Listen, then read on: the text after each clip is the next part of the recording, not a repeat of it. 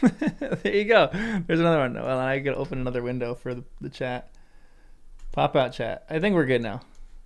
Ultra low latency. I cannot stand normal latency. Why would they even do that? I mean, there's reasons to do it, but hold on. Let me delete this real quick. I want to just so I don't forget. Live. Delete forever. Delete forever. And then let me share this. John. Copy. Copy.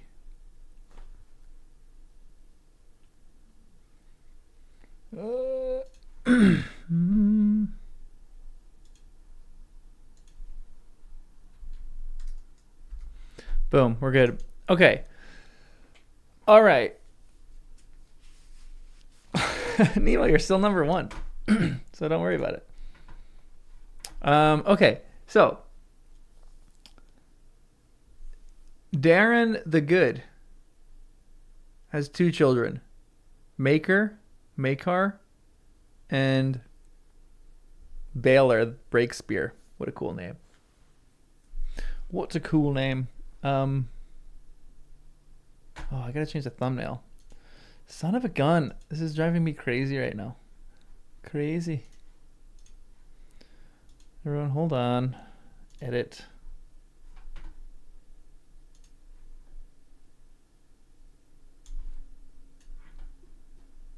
Save. Boom. Now we're good. Oh my gosh, that took way too. That was annoying. It was so long. Let me pull up the stream. There we go. I think we're good. Okay, Darren the Good King with 4 sons.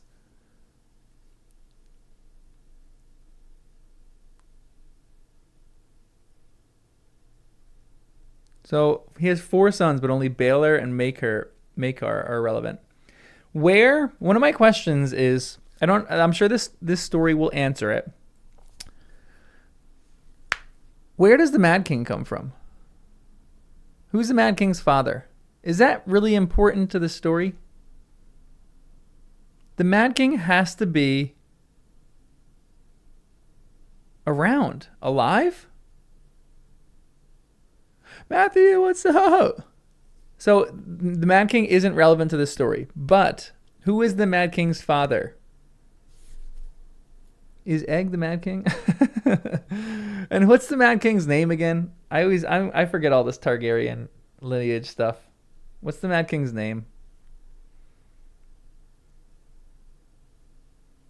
Well, he's 100 years because what's his face is alive right now. They threw their other brother in, unless he's actually not in the book.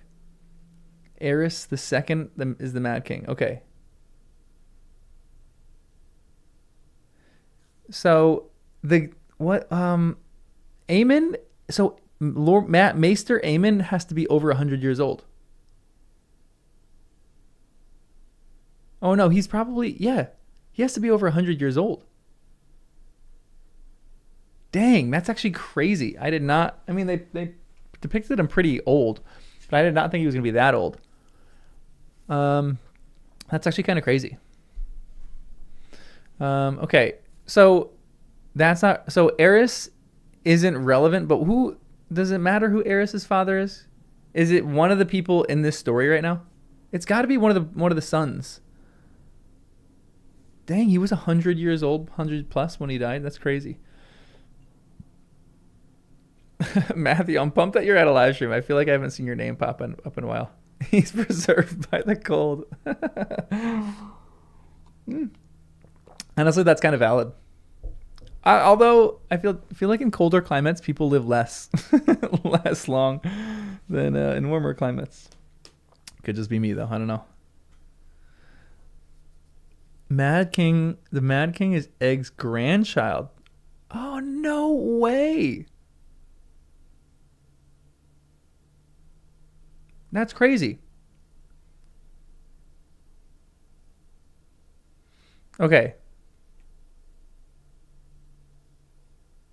Bit of a spoiler, but I wanted to know that. I'm kind of asking a little bit more for spoilers right now. So, just real quick, regale me. Makar has the 4 sons. Let me actually go to that section again because I just said it here.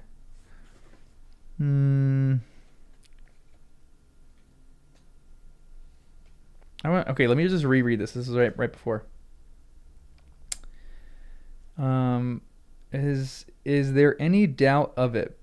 If Prince Makar had been here, it would have gone very differently, I promise you. Arian is all smiles and chivalry so long as his father is watching. If the tales be true.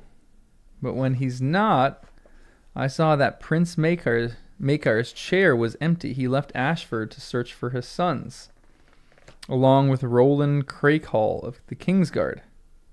There's a wild tale of robber knights going about, but I'll wager the prince is just off drunk again.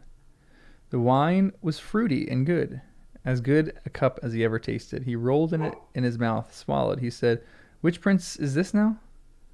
Maker's heir, Darren. So Darren the second, or it could be like the fifth, but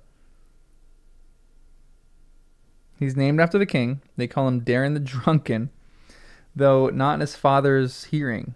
The youngest boy was with him as well. They left Summerhall together, but never reached Ashford. Raymond drained his cup and set it aside. Poor Maker. Poor, said Dunk. The king's son? The king's fourth son, said Raymond. Not quite as bold as Prince Baylor, nor as clever as Prince Eris, nor as gentle as Prince Rhaegal. And now he must suffer seeing his own sons overshadowed by his brothers. Darren is a sot. Arian is cool, is vain and cruel. The third son, Aemon, so unpromising they gave him to the citadel to make a maester of him. And the youngest, Sir Duncan, egg burst and panting. It's funny. He breaks in. So, hold on. Who are they talking about here?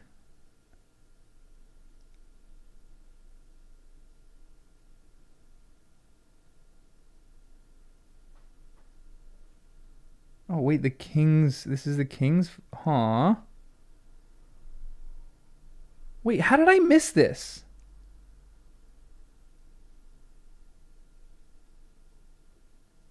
Wait, I'm so confused right now. And how he must suffer seeing his own sons overshadowed by his brothers. The king's fourth son?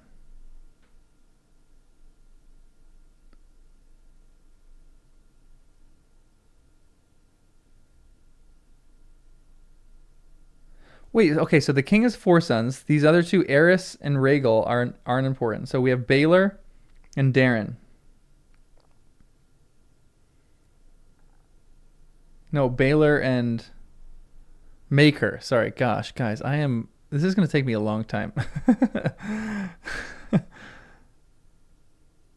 You only get numbers if you become the king.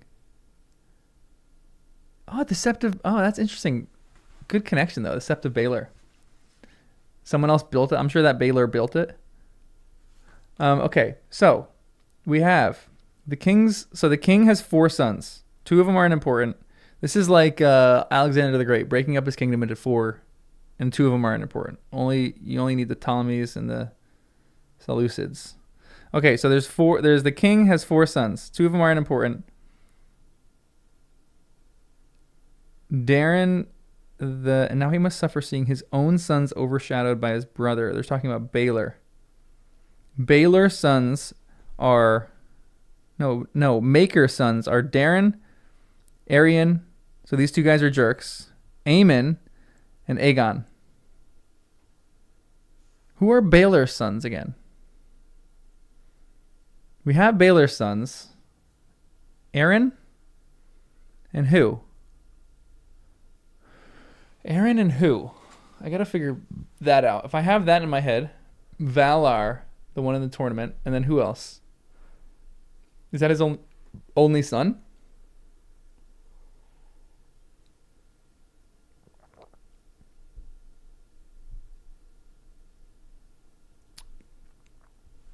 I'm losing it. I'm losing my mind. Too many genealogies. As soon as I get this in my head, I need to study this before I do this stream.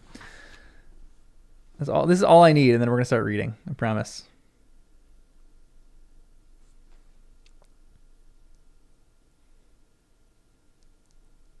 So Baylor just has one son and Maker has four. Baylor doesn't just have one son, right? He has more than one son. I don't want to Google any of this because maybe there's something I'm missing. You guys are my Google. Valor.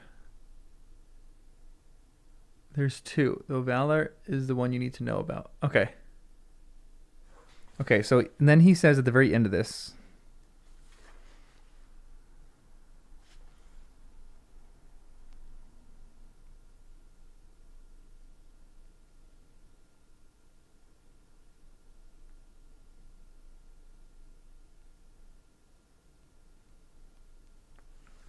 I cut it off, brother. Prince Arian paid them no mind.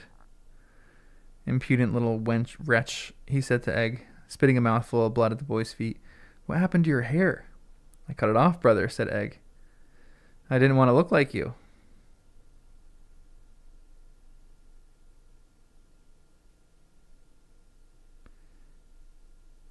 There's another reason that they cut off his hair. Did they mention hair before in this?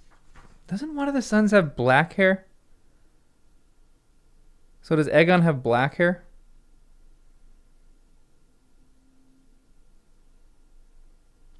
I only remember that because Ned Stark being an idiot and coming up with that information when he's reading the genealogies or the lists of all the names. Baratheon, black of hair. Joffrey Baratheon, golden of hair. And then he's so stupid after that. It makes me so mad. He could have saved us all so much pain if he just was smarter. All right, let's read. All right, everyone, here we go. I'm going to finish the story. We got almost 40 pages, 40-ish pages. Let's say 50. About 50 pages.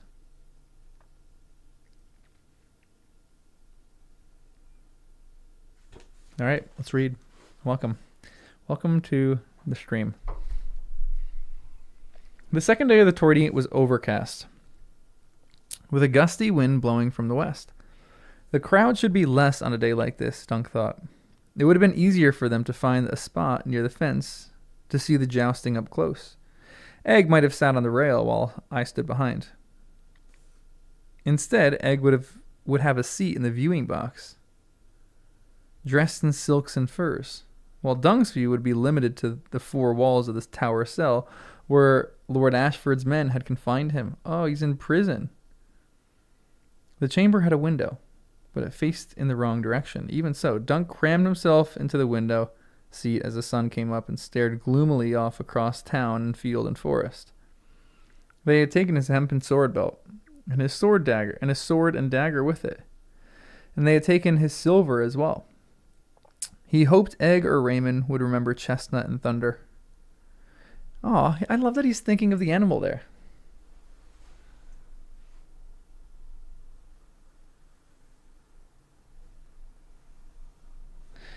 Egg, he muttered low under his breath.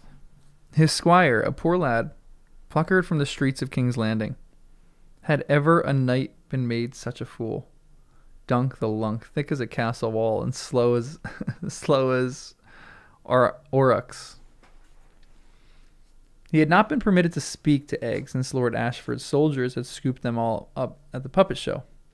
Nor Raymond, nor Tansel, nor anyone, not even Lord Ashford himself. He wondered if he would ever see any of them again. For all he knew, they were meant to keep him in this small room until he died. What did I think would happen, he asked himself bitterly. I knocked down a prince's son and kicked him in the face. Beneath these gray skies, the flowing finery of the high-born lords and great champions would not seem quite so splendid as it had the day before. The sun walled behind the clouds, would not brush their steel helms with brilliance, nor make their gold and silver chasings glitter and flash. But even so, Dunk wished he was in the crowd watching the jousting. It would be a good day for hedge knights, for men in plain mail on unbarded horses. He could hear them, at least. The horns of the heralds carried well, and from time to time, a roar from the crowd told him that someone had fallen, or risen, or done something especially bold. He heard faint hoofbeats, too, and once in a great while, the clash of swords or the snap of a lance. Dunk winced whenever he heard that last. It reminded him of the noise Hansel's fingers made when Arion broke it. There were other sounds, too, closer at hand. Footfalls in the hall outside his door. The stamp of hooves in the yard below. Shouts and voices from the castle walls. Sometimes they drowned out the tourney. Dunk supposed that was just as well. A hedge knight is the truest kind of knight, Dunk, the old man had told him long ago. Other knights serve the lord who keep them, or from those who hold their lands, but we serve where we will, for men whose causes we believe in. Every knight swears to protect the weak and the innocent, but we keep the vow best, I think. Queer how strong that memory seemed. Dunk had quite forgotten those words, and perhaps the old man had as well toward the end. The morning turned to afternoon. The distant sounds of the tourney began to dwindle and die. Dusk began to seep into the cell, but Dunk still sat in the window seat, looking out on the gathering dark and trying to ignore his empty belly. And then he heard footsteps and jangling of iron keys. He uncoiled and rose to his feet as he opened the door. As the door opened, 2 guards pushed in, one bearing an oil lamp. A serving man followed with a tray of food. Behind him came Egg. Leave the lamp and the food and go, the boy told them. Dang, he commands. They did as he commanded, though Dunk noticed that they left a heavy wooden door ajar. The smell of the food made him realize how ravenous he was. There was hot bread and honey, a bowl of peas porridge, a skewer of roast onions, and well-charred meat. He sat by the tray, pulled apart the bread with his hands, and stuffed some into his mouth. There's no knife, he observed. Did they think I'd stab you, boy? They didn't tell me what they thought. Egg wore a close-fitting black wool doublet, with a tucked waist and long sleeves lined with red satin. Across his chest was sewn the 3-headed dragon of House Targaryen. My uncle says I must humbly beg your forgiveness for deceiving you. Your uncle, said Dunk. That would be Prince Baelor? The boy looked miserable. I never meant to lie. But you did. About everything, starting with your name. I never heard of a Prince Egg. It's short for Aegon. My brother Aemon named me Egg. Aw, he's off at the Citadel now, learning to be a maester. And Darren sometimes calls me Egg as well. And so do my sisters. Oh, I didn't know they had sisters. Too bad they're not mentioned.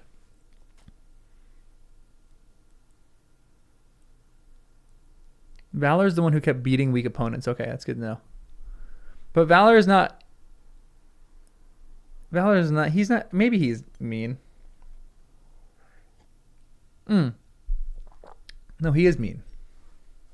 Valor was the guy that Arion was the guy he got in a fight with at the end.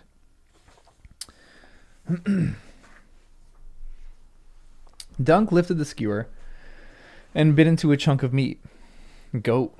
Flavored with some lordly spices he'd never tasted before. Grease ran down his chin. Aegon, he repeated. Of course it would be Aegon. Like Aegon, that dragon. How many Aegons have been king? 4, the boy said. 4 Aegons. Now this is the stuff that I love, because I'm pumped. I hope they name all the kings. I know one of them, or 2 of them. Dunk chewed, swallowed, and tore off some more bread. Why did you do it? Was it some jape to make a fool of the stupid hedge knight? No. The boy's eyes filled with tears, but he stood there manfully. I was supposed to squire for Darren. He's my eldest brother. I learned everything I had to learn to be a good squire, but Darren isn't a very good knight. He didn't want to ride in the tourney, so after we left Summerhall, he stole away from our escort. But only instead of doubling back, he went straight on toward Ashford, thinking they'd never look for us that way. It was him shaved my head. He knew my father would send men hunting us. Huh. Darren has common hair. Sort of pale brown. Nothing special. But mine is like Arion's and my father's. The blood of the dragon, Dunk said. Silver gold hair and purple eyes. Everyone knows that. Thick as a castle wall, Dunk. Huh. Darren has common hair. Who is Darren? Maybe I'm making too big of a deal about hair. Siblings can have different hair. So Darren shaved it off. He meant for us to hide it until the tourney was over. Only then you took me for a stable boy, and he lowered his eyes. I didn't care if Darren fought or not, but I wanted to be somebody's squire. I'm sorry, sir. I truly am. Dunk looked at him thoughtfully. He knew what it was like to want something so badly that you would tell a monstrous lie just to get near it. I thought you were like me, he said. Might be you are, only not the way I thought. We're both from King's Landing still, the boy said hopefully. Dunk had to laugh. Yes, you from the top of Aegon's Hill and me from the bottom. That's not so far, sir. Dunk took a bite from an onion. Do I need to call you, my lord? Or your grace or something? At court, the boy admitted, but at other times you can keep calling me Egg if you like, sir. What will they do with me, Egg? My uncle wants to see you. After you're done eating, sir. Dunk shoved the platter aside and stood.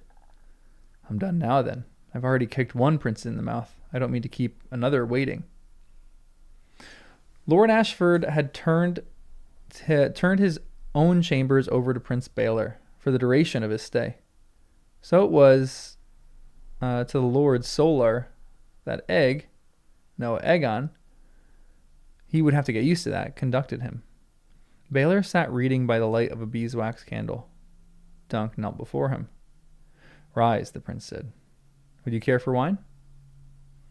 As it please you, your grace. Pour Sir Duncan a cup of the sweet Dornish red, Aegon, the prince commanded. Try not to spill it on him. You done him sufficient ill already. The boy won't spill, your grace, said Dunk. He's a good boy, a good squire, and he meant no harm to me, I know. One need not intend harm to do it. Aegon should have come to me when he saw that his brother was doing what Aegon should have come to me when he saw what his brother was doing to those puppeteers. Instead, he ran to you. That was no kindness. What you did, sir, well, I might have done the same in your place, but I am a prince of the realm, not a hedge knight. It is never wise to strike a king's grandson in anger, no matter the cause. Dunk nodded grimly. Egg offered him a silver goblet, brimming with wine. He accepted it and took a long swallow. I hate Arian, Egg said with vehemence. I had to run for Sir Duncan. Uncle, the castle was too far. Arian is your brother, the prince said firmly. And the Septons say we must love our brothers. Aegon, leave us now. I would speak to Sir Duncan privately. The boy put down the flagon of wine and bowed stiffly. As you will, your grace. He went to the door of the Solar and closed it softly behind him.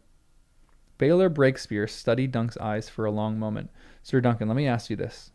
How good a knight are you? Truly. How skilled at arms? Dunk did not know what to say. Sir Arlen taught me sword and shield and how to tilt at rings and quaintains. Prince Baelor seemed troubled by that answer. My brother Maekar returned to the castle a few hours ago. He found his heir drunk in an inn a day's ride to the south. Maekar would never admit as much. So this is Darren the drunk. Or no, hold on. I need to write this down. Hold on, I'm going to literally write this down right now. I need a piece of paper. I'm just going to write it in my book. And just keep flipping back to it. All right, everyone. Let's go over this one more time.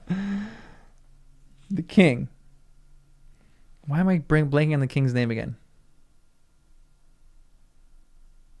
I need to be tested on this stuff. I need to study this. The king is the good, Darren the Good.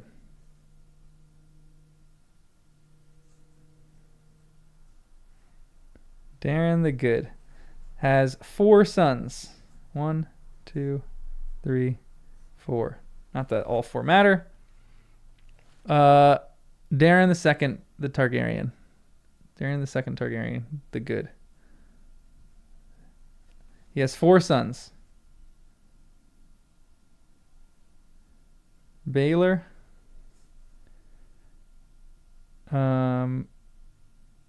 Maker. What did he say the other 2 were again? Let me find that again. Eris and Rhaegal.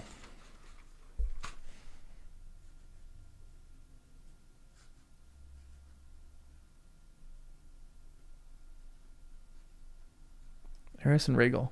Baylor the oldest and the heir apparent to the throne is and younger, and Maker is the youngest. Okay, so okay. Oldest, youngest. Thank you, Nemo. This is helpful. Okay, now Baylor has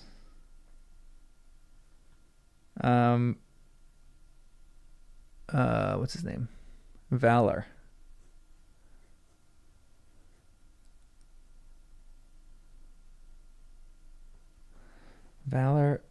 And Maker has Darren the drunk. Darren, Arian is a jerk.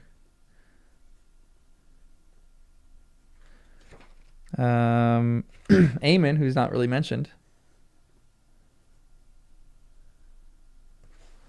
And then Aegon.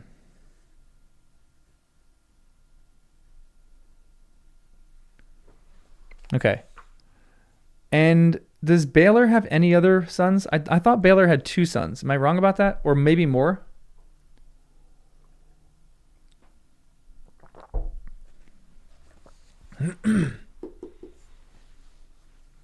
So I got that so far. So we're good. So that's going to help me. I got my little cheat sheet. Darren, Baylor, Maker, Eris, Rhaegal, Valor, Darien, Arian, Aemon, Aegon. This is gonna be nuts. I need to be tested on this later. All right, let's keep reading. Where am I? Prince Baylor seemed troubled by that answer. My brother Maker returned to the castle a few hours ago. He found his heir drunk in an inn a day's ride to the south. Maker would never admit as much, but I believe it was his secret hope that his sons might outshine mine in this tourney. His sons. So who else is Baylor's son? Valor, and the other one is the other. Valor is the older, and the relevant one is in the story. Okay, I'll just keep it at that then. Where are we? Maker would never admit as much, but I believe it was a secret hope that his sons might outshine mine in this tourney. Instead, they have both shamed him. But what is he to do? They are blood of his blood. Maker is angry, and he needs to have a target for his wrath. He has chosen you. Me, Dunk said miserably. Ooh. Arian has already filled his father's ear. And Darren has not helped you either. To excuse his own cowardice, he told my brother that a huge robber knight chance met on the road, made off with Aegon. I fear you have been cast as this robber knight, sir. In Darren's tale, he has spent all these days pursuing you hither and yon to win back his brother. But Egg will tell him the truth. Aegon, I mean. Egg will tell him, I have no doubt, said Prince Baylor. But the boy has been known to lie too, as you have good reason to recall. Which son will my brother believe? As for the matter of these puppeteers, by the time Arian is done twisting the tale, it will be high treason. The dragon is a sigil of the royal house. To portray one being slain, sawdust spilling from its neck, well, it was doubtless innocent, but it was far from wise. Arian calls it a veiled attack on House Targaryen, an indictment to revolt, an incitement to revolt. Maekar will likely agree. My brother has a prickly nature, and he has placed all his best hopes on Arian since Darren has been such a grave disappointment to him. That's sad to put your hope in Arian. He's a loser. The prince took a sip of wine, then set the goblet aside. Whatever my brother believes or fails to believe, one truth is beyond dispute. You laid hands upon the blood of the dragon. For that offense you must be tried and judged and punished. Punished? Dunk did not like the sound of that. Is this going to be trial by combat? Arian, would you like your head with or without your teeth? He will not have it, I promise you. But I cannot deny him a trial. As my royal father is hundreds of leagues away, my brother and I must sit in judgment of you, along with Lord Ashford, whose domain these are, and Lord Tyrell of Highgarden, his liege lord. The last time a man was found guilty of striking one of royal blood, it was decreed that he should lose the offending hand. My hand? Said Dunk aghast. And your foot. You kicked him too, did you not? Dunk could not speak. To be sure, I will urge my fellow judges to be merciful. I am the king's hand, and the heir to the throne. My word carries some weight, but so does my brother's. The risk is there. Aye, said Dunk. Aye, your grace, aye. They meant no treason. It was only a wooden dragon. It was never meant to be a royal prince, he wanted to say, but his words had deserted him once and all. He had never been any good with words. You have another choice, though, Prince Baylor said quietly. Whether it was a better choice or a worse one, I cannot say, but I remind you that any knight accused of a crime has the right to demand trial by combat. So I ask you once again, Sir Duncan the Tall, how good a knight are you, truly? A trial of 7, said Prince Arian, smiling. That is my right, I do believe. Prince Baylor drummed his fingers on the table, frowning. To his left, Lord Ashford nodded slowly. Why? Prince Maker demanded, leaning forward to his son. Are you afraid to face this hedge knight alone and let the gods decide the truth of your accusations? Afraid, said Arian. Of such as this, don't be absurd, father. My thought is for my beloved brother. Darren has been wronged by this Sir Duncan as well, and has first claim to his blood. A trial of 7 allows both of us to face him. Do me no favors, brother, muttered Darren Targaryen, the eldest son of Prince Maekar. The eldest son of Prince Maekar looked even worse than he had when Dunk had encountered him in the inn. He seemed to be so... Oh, no way. That was... That... I totally went over my head that was Darren. That's so funny. So Darren was the drunk guy that had that little prophecy in the bar? What did he say?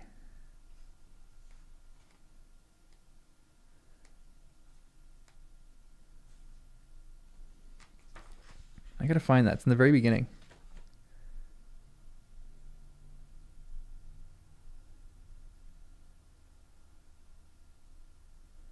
From the sleeping man...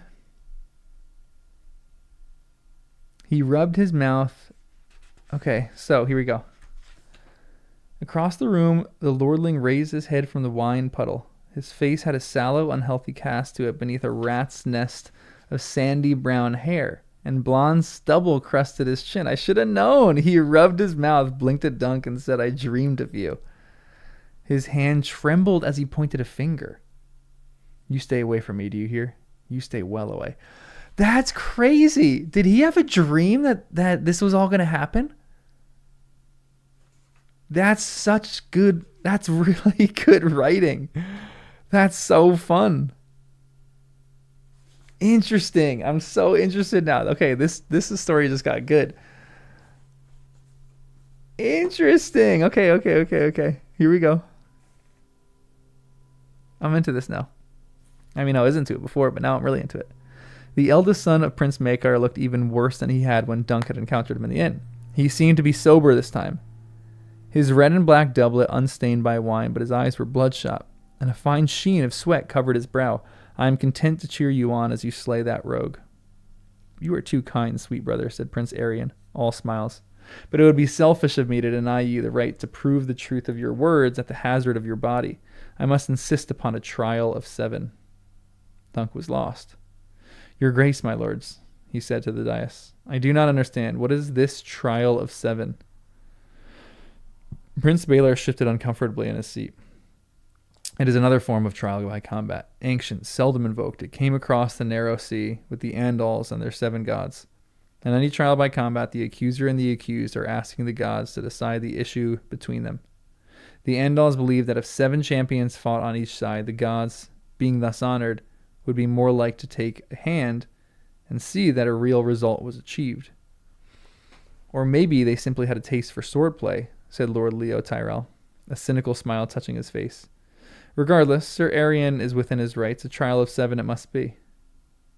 I must fight 7 men then? Dunk asked hopelessly. Not alone, sir, Prince Makar said impatiently. Don't play the fool. It will not serve. It must be 7 against 7. You must needs find 6 other knights to fight beside you. 6 knights, Dunk thought. They might as well have told him to find 6,000. He had no brothers, no cousins, no old comrades who had stood beside him in battle. Why would 6 strangers risk their own lives to defend the Hedge Knight against 2 royal princelings? Your graces, my lord, he said. What if no one will take my part? Makar Targaryen looked down on him coldly. If a cause is just, good men will fight for it. If you can find no champion, sir, it will be because you are guilty. Could anything be more plain? Arian is infuriating. It reminds me of Aemon and Aegon from the House of the Dragon. Like these 2 just jerks. Like one's a drunk and one's like useless, and the other one is nasty. I don't think there's gonna be 6. My guess is that he's not gonna find 6, and he's gonna have to fight these other 7 people on his own. Unless the 5 other knights maybe he will actually be able to pick these other knights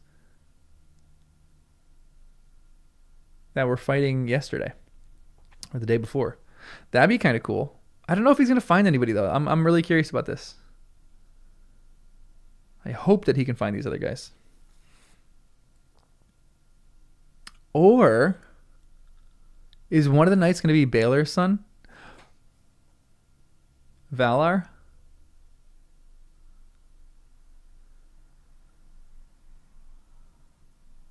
Well, I thought that just meant that he'll lose in the trial. Like, it's going to be 1v7 and they'll easily kill him. Like, he's obviously guilty and he's, My guess right now would be Valar, and Baelor would probably jump in.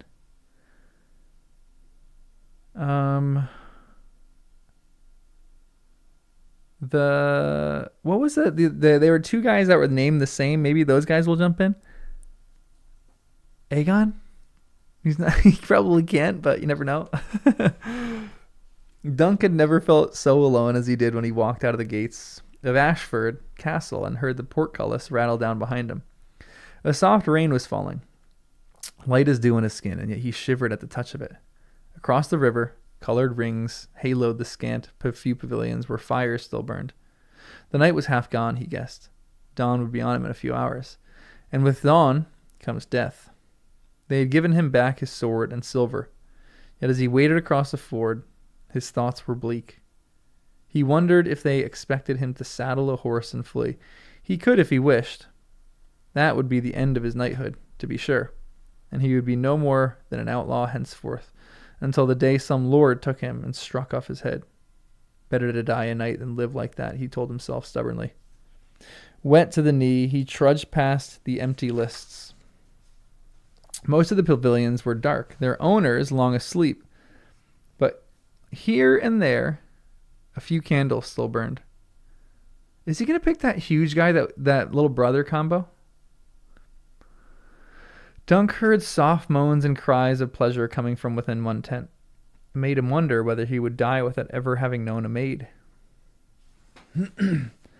Then he heard the snort of a horse, a snort he somehow knew for thunders.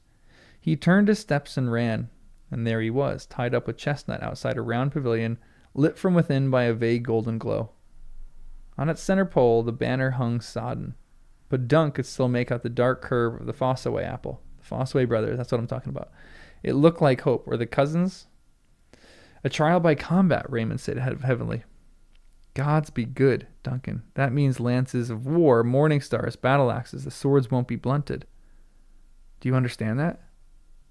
Raymond the Reluctant, mocked his cousin, Sir Stephen. An apple made of gold and garnets fastened his cloak of yellow wool. You need not fear, cousin. This is a knightly combat. As you are no knight, your skin is not at risk, Sir Duncan. You have one foss away at least, the ripe one. I saw what Arion did to those puppeteers. I am for you. And I, snapped Raymond angrily. I only meant his cousin cut him off. Who else fights with us, Sir Duncan? Let's go! Dunk spread his hands hopelessly. No one else will except for Sir Manfred Dundarian. He wouldn't even vouch that I was a knight. He'll never risk his life for me. Sir Stephen seemed a little perturbed. Then we need 5 more good men. Fortunately, I have more than 5 friends. Leo Longthorn. Let's go. The Laughing Storm? No way! Let's freaking go! Oh, this is so great. Come on, I hope they fight with him. Please. Lord Caron, the Lannisters, Sir Otto Bracken, and the Blackwoods as well.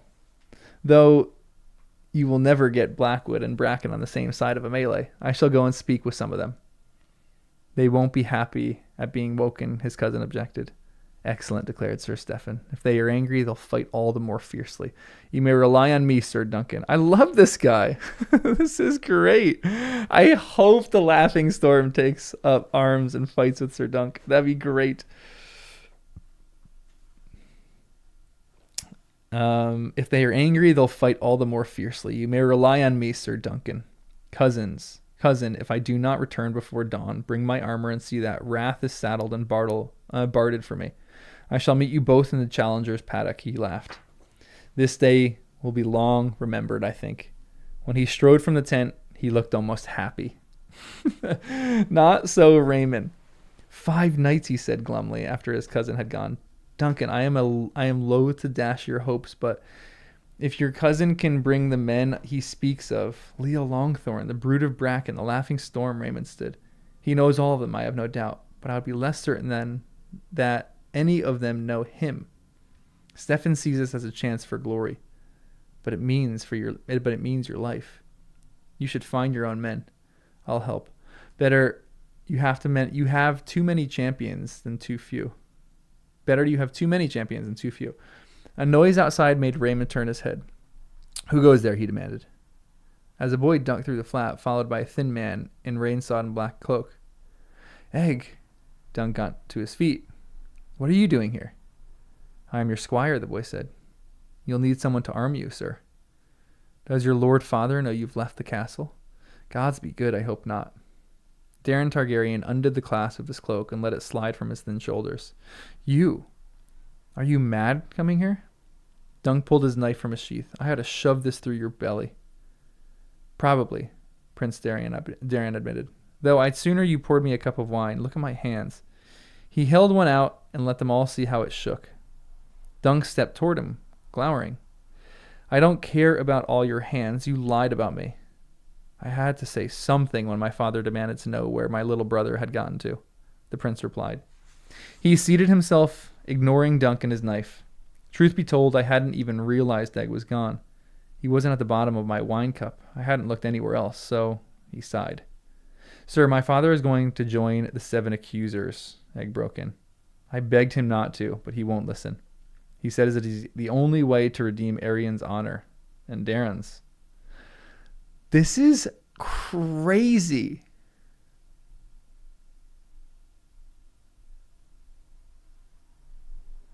This is like if all these 7 are going to die, this is like a total reordering of the entire realm, the ascension of the realm. Not that I ever asked to have my honor redeemed, said Prince Daron sourly. Whoever has it can keep it so far as I'm concerned. Still, here we are. For what it's worth, Sir Duncan, you have little to fear from me. The only thing I like less than horses are swords. Heavy things and beastly sharp. I'll do my best to look gallant in the first charge, but after that, well, perhaps you could strike me a nice blow to the side of the helm. Make it ring, but not too loud, if you take my meaning. My brothers have my measure when it comes to fighting and dancing, and thinking and reading books, but none of them is half my equal in lying insensible in the mud. What a loser. I kind of like this guy, but he's also a loser.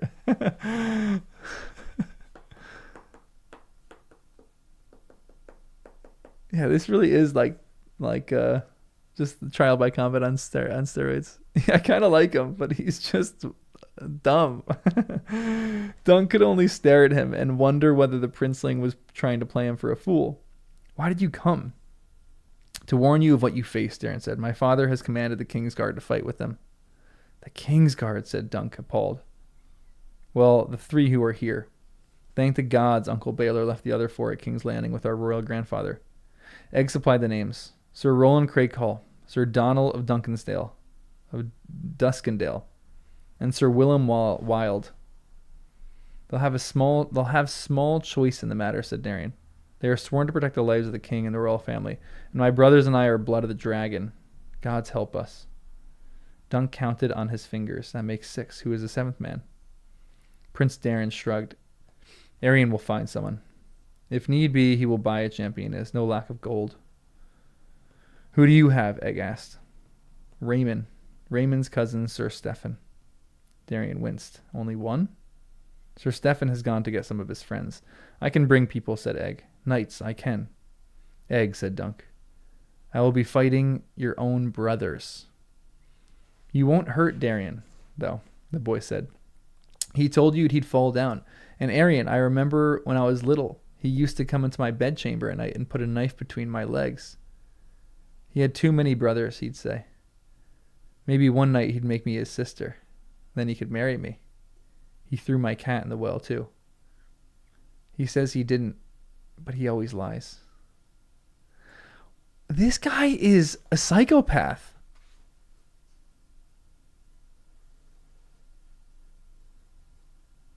Wow. It's sad. Prince Darian gave a weary shrug. Egg has the truth of it. Arian's quite the monster. He thinks he's a dragon in human form, you know.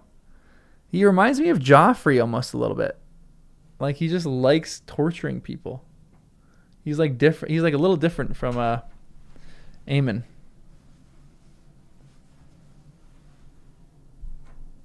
Wild.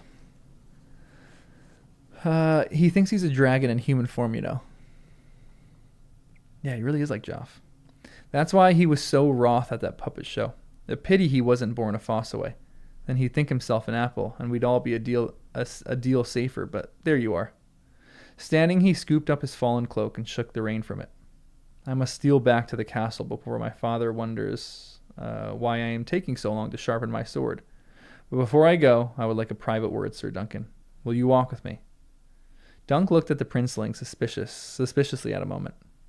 As you wish, your grace. He sheathed his dagger. I need to get my shield, too.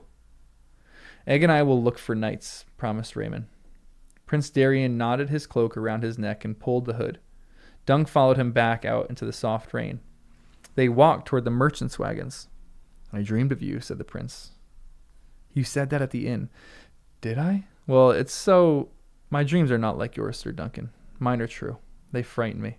You frighten me. I dreamed of you and a dead dragon, you see.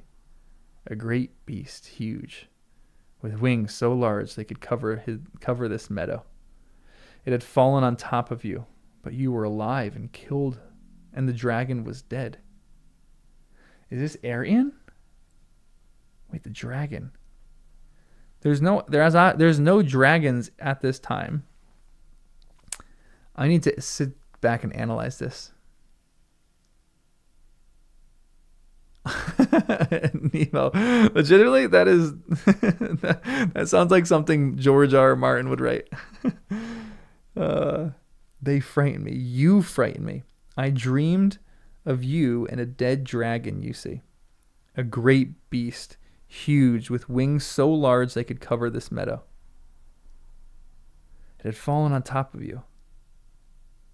But you were alive and the dragon was dead. Oh, he wrote that? There you go. Good quote then. That's funny. Did I kill it? That I could not say, but you were there. And so was the dragon.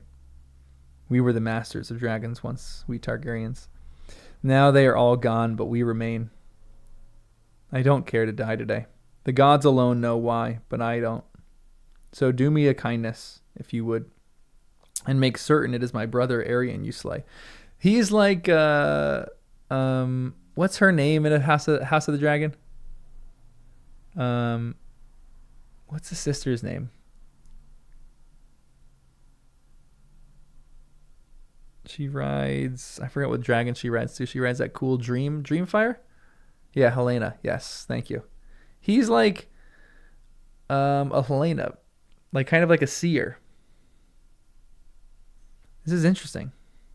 I'm like curious about the lore and like the buildup of it. It seems like a bit more hard of a magical system than Tolkien's, but I'm curious to see how it's like all built up. He's a dragon dreamer. Interesting. I'm curious what that even is. Huh. I don't care to die either, said Dunk. He says, I don't care to die. The gods alone know why, but I don't. So do me a kindness if you would, and make certain it is my brother Aerion you slay. I don't care to die either, said Dunk. Well, I shan't kill you, sir. I'll draw my accusations as well. But it won't serve unless Aerion withdraws his, he sighed. It may be that I've killed you with my lie. If so, I'm sorry. I'm doomed to some hell I know, likely one without wine. He shuddered, and on that they parted, there in the cool, soft rain. The merchants had drawn up their wagons on the western verge of the meadow beneath a stand of birch and ash. Dunk stood under the trees and looked helplessly at the empty place where the puppeteer's wagon had been. Gone. He had feared they might be. I would flee as well if I were not as thick as a castle wall. He wondered what he would do for a shield now. He had the silver to buy one, he supposed, if he could find one for sale. Oh, this is going to be like a good little ongoing thing. I hope that he finds her again and gets his shield. Sir Duncan, a voice called out of the dark. Dunk turned to find Steely Pate standing behind him, holding an iron lantern. Under a short leather cloak, the armorer was bare from the waist up, his broad chest and thick arms covered with coarse black hair. If you are come for your shield... Oh, she left it with me. There you go. He looked Dunk up and down. 2 hands and 2 feet, I count. So, it's to be a trial by combat, is it? A trial of 7, how did you know? Well, they might have kissed you and made you a lord, but it didn't seem likely. And if it went the other way, you'd be short some parts. Now follow me. His wagon was easy to distinguish by the sword and the anvil painted on its side. Dunk followed Pate inside. The armorer hung the lantern on a hook, shrugged out of his wet cloak, and pulled a rough spun tunic down over his head. A hinged board dropped down from one wall to make a table. Sit, he said, shoving a low stool toward him. Dunk sat. Where did she go? They make for Dorne. The girl's uncle there is a wise man. The girl's uncle, there's a wise man. Well gone is well forgot. Stay and be seen, and be like the dragon remembers. Beside, he did not think she ought to see you die. Pate went to the far end of the wagon, rummaged about in the shadows a moment, and returned with the shield. Your rim was old. Cheap steel, brittle and rusted, he said. I've made you a new one, twice as thick, and put some bands across the back. It will be heavier now, but stronger too. The girl did the paint. She had made a better job of it than he could have ever hoped for. Even by lantern light, the sunset colors were rich and bright. The tree. Is this the shield? Ah, this is cute. I love this. Cool. Cute. Your rim was old. The falling star. The sunset colors were rich and bright. The tree tall and strong and noble. The falling star was a bright slash of paint across the oaken sky. And now that Dunk had held it in his hands, it seemed all wrong. The star was falling. What sort of sigil was that? Would he fall just as fast? The sunset heralds might. And sunset heralds night. I should have stayed with the chalice, he said miserably. It had wings, at least, to fly away, and Sir Arlen said the cup was full of faith and fellowship and good things to drink. The shield is all painted up like death. The elm's alive, Pate pointed out. See how green the leaves are? Summer leaves for certain. And I've seen shields blazoned with skulls and wolves and ravens, even hanged men, and bloody heads. They served well enough, and so this will. You know the old shield rhyme? Oak and iron guard me well, or else I'm dead and doomed to hell, Dunk finished. He had not thought of that rhyme in years. The old man had taught it to him a long time ago. How much do you want for the new rim and all? He asked. From you? Pate scratched his beard. A copper. I like this. People are starting to love Dunk a little bit here. This is really cute. He's gonna have like a whole crowd cheering for him. The rain had all stopped at first. When light suffused the eastern sky, but it had done its work. Lord Ashford's men had removed the barriers, and the tourney field was one great morass of gray-brown mud and torn grass. Tendrils of fogs were writhing along the ground like pale white snakes as Dunk made his way back toward the lists. Steely Pate walked with him. The viewing stand had already begun to fill. The lords and ladies clutching their cloaks tight about them again, against the morning chill. Small folk were drifting toward the field as well, and hundreds of them already stood along the fence. So many come to see me die, he thought Dunk bitterly, but he wronged them. A few steps farther on, a woman called out, "Good fortune to you." An old man stepped up to take his hand and said, "May the gods give you strength, sir." Then a begging brother in tattered brown robe said a blessing on his sword, and a maid kissed his cheek. "They are for me?" "Why?" he asked Pate.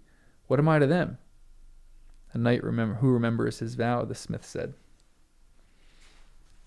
I love this right now. This is great. They found Raymond outside the Challenger's paddock at the south end of the lists, waiting with his cousins Horace and Dunks. Thunder tossed relentlessly beneath the weight of crinnet, chamfron, and a blanket of heavy mail. Pate inspected the armor and pronounced it good work, even though someone else had forged it.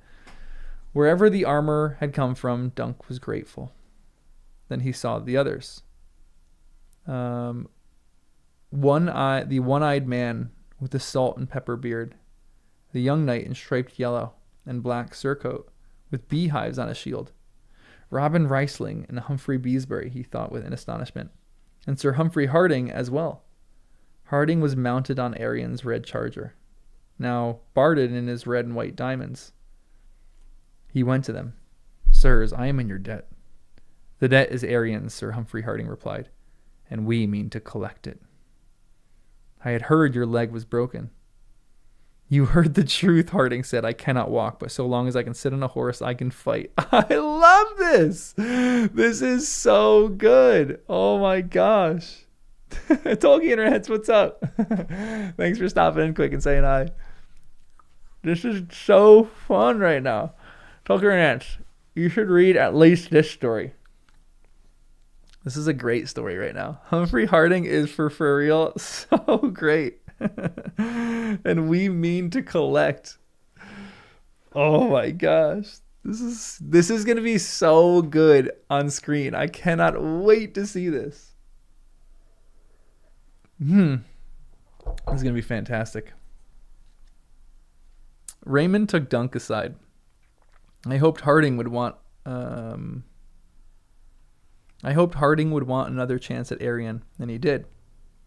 As it happens, the other Humphrey is his brother by marriage. Egg is responsible for Sir Robin, whom he knew from other tourneys. So you are 5.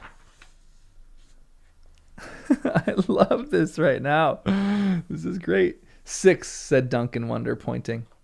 A knight was entering the paddock, his squire leading his charger behind him. The laughing storm! arm, a head taller than Sir Raymond, and almost of a height with Dunk, Sir Lionel wore a cloth of gold surcoat bearing the crowned stag of House Baratheon. Let's go. Oh my gosh, this is fantastic. And carried his antlered helm under his arm. Dunk reached for his hand. Sir Lionel, I cannot thank you enough for coming, nor Sir Stephen for bringing you. Sir Stephen? Sir Lionel gave him a puzzled look. It was your squire who came to me, the boy Aegon. My own lad tried to chase him off, but he slipped between his legs and turned a flagon of wine over my head. He laughed. There has not been a trial of 7 for more than 100 years. Do you know that? I was not about to miss a chance to fight the Kingsguard Knights and tweak Prince Maekar's nose in the bargain. Oh my gosh, this is like the best right now. I love this little battle. Who's gonna be the 7th? 6, Dunk said hopefully to Raymond Fossaway as Sir Lionel joined the others. Your cousin will bring the last, surely. A roar went up from the crowd. At the north end of the meadow, a column of knights came trotting out of the river mists. The 3 Kingsguard came first, like ghosts in their gleaming, white enamel armor, long white cloaks trailing behind them. Even their shields were white, blank and clean as a field of new-fallen snow. Behind rode Prince Maekar and his sons. Aerion was mounted on a dapple gray, orange, and flickering red, and orange and red flickering through the slashes and the horse's caparison at each stride. His brother's destrier was a small bay, armored in overlapping black and gold scales. A green silk plume trailed from Darren's helm. It was their father who made the most fearsome appearance, however. Black curved dragon teeth ran across his shoulders, along the crest of his helm, and down his back, and a huge spiked mace strapped to his saddle was as deadly looking a weapon as Dunk had ever seen.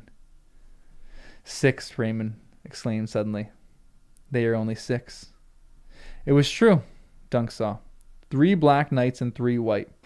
They are a man short as well. Was it possible that Aerion had not been able to find a 7th man? What would that mean? Would they fight 6 against 6 if neither found a 7th? Egg slipped up beside him, and he was trying to puzzle it out. Sir, it is time you donned your armor. Thank you, Squire, if you would be so good. Seely Pate lent the lad a hand. Hauberk and Gorget, greaves and gauntlet, coif and codpiece. They turned him into steel, checking each buckle and each clasp thrice. Sir Lionel sat sharpening his sword on a whetstone, while the Humphreys talked quietly. Sir Robin prayed. Raymond Fossaway paced back and forth, wondering where his cousin had got to. Dunk was fully armored by the time Sir Stephen finally appeared. Raymond, he called. My mail, if you please. He had changed into a padded doublet to wear beneath his steel. Sir Stephen, said Dunk, what of your friends? We need another knight to make our 7. You need 2, I fear, Sir Stephen said. Raymond laced up the back of the hauberk. My lord? Dunk did not understand. 2? Sir Stephen picked up a gauntlet of fine lobstered steel and slid his left hand into it, flexing his fingers. I see 5 here, he said, while Raymond fastened his sword belt. Beesbury, Riesling, Harding, Baratheon, and yourself. And you, said Dunk. You're the 6th. I am the 7th, said Sir Stephen, smiling. But for the other side, oh, no.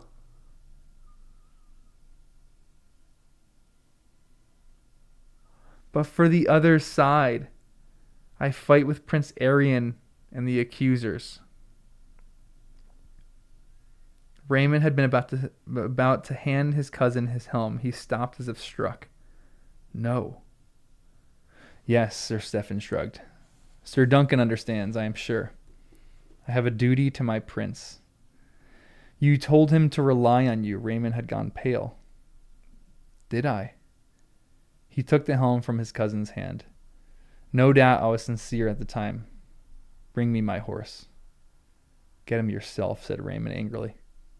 If you think I wish any part of this, you're as sick as you are vile. Vile, Sir Stephen tisked. Guard your tongue, Raymond. We're both apples from the same tree. And you are my squire. Or have you forgotten your vows? No, you have forgotten yours. You swore to be a knight. I shall be no more a knight than before this day is done. Lord Fossaway. Or Lord Fossaway, I like the sound of that. Smiling, he pulled on his gauntlet, turned away, and crossed the paddock to his horse. Though the other defenders stared at him with contemptuous eyes, no one made a move to stop him. Dunk watched Sir Stephen lead his destrier back across the field. His hands coiled into fists, but his throat felt too raw for speech. No words would move the likes of him anyway. Yeah, this is a crazy little moment right here. Sheesh. Knight me. Raymond put a hand on Dunk's shoulders and turned him. I will take my cousin's place, Sir Duncan. Knight me. He went to one knee. I freaking love Raymond. Come on. Frowning, Dunk moved a hand to the hilt of his longsword, then hesitated. Raymond, I should not. You must. Without me, you are only 5. The lad has the truth of it, said Sir Lionel Baratheon. Do it, Sir Duncan. Any knight can make a knight. Do you doubt my courage? Raymond asked. No, said Dunk. Not that, but... Still he hesitated. A fanfare of trumpets cut the misty morning air. Egg came running up to them. Sir Lord Ashford summons you. The laughing Storm gave an impertinent shake of his head. Go to him, Sir Duncan. I'll give Squire Raymond his knighthood. He slid his sword out of his sheath and shouldered Dunk's side. Raymond of House Fossaway, he began solemnly, touching the blade to his squire's right shoulder. In the name of the warrior, I charge you to be brave. The sword moved from his right shoulder to his left. In the name of the father, I charge you to be just. Back to the right. In the name of the mother, I charge you to defend the young and the innocent. To the left. In the name of the maiden, I charge you to protect all women. Dunk left them, feeling as relieved as he was guilty. We are still one short, he thought as Egg held thunder for him. Where will I find another man? He turned the horse and rode slowly toward the viewing stand, where Lord Ashford stood waiting. From the north end of the lists, Prince Arion advanced to meet him. Sir Duncan, he said cheerfully, it would seem you only have 5 champions.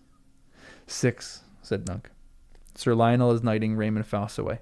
We will fight you 6 against 7. Men had won at far worse odds, he knew. But Lord Ashford shook his head. That is not permitted, sir. If you cannot find another knight to take your side, you must be declared guilty of the crimes of which you stand accused. Guilty, thought Dunk. Guilty of loosening a tooth, and for that I must die. My lord, I beg a moment. You have it. He's not gonna... Who's gonna step up? I mean, Aegon is a clear choice, but he's not gonna be knighted in this section. There's no way he's gonna be knighted. Like, Aegon against his older brother, they just negate each other. My guess is Baelor.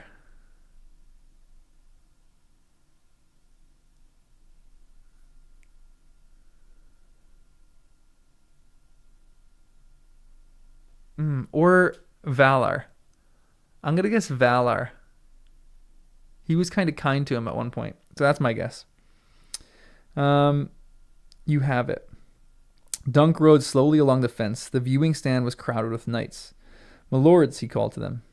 Do none of you remember Sir Arlen of Pennytree? I was a squire. We served many of you, ate at your tables and slept in your halls. He saw Manfred Dundarian seated in the highest seat. Sir Arlen took a wound in your lord father's service. The knight said something to the lady beside him, paying no heed. Dunk was forced to move on. Lord Lannister, Sir Arlen unhorsed you once in a tourney. The Grey Lion examined his gloved hand, studiously refusing to raise his eye. It's a weird word. He was a good man and taught me how to be a knight. Not only sword and lance, but honor. A knight defends the innocent, he said. That's all I did. I need one more knight to fight beside me. One, that's all. Lord Cairn, Lord Swan. Lord Swan laughed softly as Lord Cairn whispered in his ear. Dunk reined up before Sir Otto Bracken, lowering his voice. Sir Otto, all know you for a great champion. Join us, I beg you. In the name of the old gods and the new, my cause is just. That may be, said the Brute of Bracken. The Brute of Bracken. What a name that is. Who had at least the grace to reply. But it is your cause, not mine. I know you not, boy. Heartsick, Dunk wheeled thunder and raced back and forth before the tears of pale, cold men. Despair made him shout.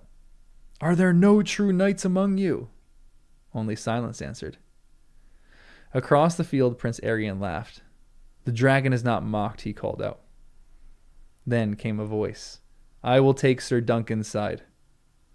A black stallion emerged from out of the river mist, a black knight on its back. Dunk saw the dragon's shield. Oh, let's go! Which one is it? And the red enameled crest upon his helm with its 3 roaring heads. The young prince. Gods be good. Is it truly him? Lord Ashford made the same mistake. Prince Valar. No. The Black Knight lifted the visor of his helm. I did not think to enter the lists at Ashford, my lord. So I brought no armor. My son was good enough to lend me his. Prince Baelor smiled almost sadly. Let's go. This is great. I love this. This is crazy. The accusers were thrown into confusion. Dunk could see. Prince Maker spurred his mount forward. Brother, you have taken leave of your senses. He pointed a mailed finger at Dunk. This man attacked my son. This man protected the weak, as every true knight must, he replied. Let the gods determine if he was right or wrong. He gave a tug on his reins. Valar turned Valar's huge black destrier and trotted to the south end of the field. Dunk brought Thunder up beside him. Then the other defenders gathered round them. Robin Riesling and Sir Lionel, the Humphreys. Good men all. But are they good enough? Where is Raymond? Sir Raymond, if you please. He cantered up, a grim smile lighting his face beneath his plumed helmet. My pardon, sir. I need to make a small change to my sigil, lest I be mistaken for my dishonorable cousin. He showed them all his shield. The polished golden field remained the same, and the Fossaway apple, but this apple was green instead of red. I fear I am still not ripe. But better green than wormy, eh? Sir Lionel laughed, and Dunk grinned despite himself. Even Prince Baelor seemed to approve. Lord Ashford Septon had come to the front of the viewing stand and raised his crystal to call the throng to prayer. Attend me, all of you, Baelor said quietly. The accusers will be armed with heavy war lances for the first charge. Lances of ash, 8 feet long, branded against splitting and tipped with a steel point sharp enough to drive through plate with the weight of a warhorse behind it. We shall use the same, said Sir Humphrey Beesbury behind him. The Septon was calling on the 7 to look down and judge this dispute and grant victory to the men whose cause was just. No, Baelor said. We will arm ourselves with tourney lances instead. Tourney lances are made to break, objected Raymond. They are also made 12 feet long. If our points strike home, they cannot touch ours. Theirs cannot touch us. Aim for chest or helm. In a tourney, it is a gallant thing to break your lance against the foe's shield. But here it may well mean death. If we can unhorse them and keep our own saddles, the advantage is ours. He glanced to Dunk. If Sir Duncan is killed, it is considered that the gods have judged him guilty, and the contest is over. If both of the accusers are slain or withdrawn their accusation, the same is true. Elsewise, all 7 of one side or the other must perish or yield for the trial to end. Prince Darren will not fight, Dunk said. Not well, anyway, laughed Sir Lionel. Against that, we have 3 of the white swords to contend with. Baelor took that calmly.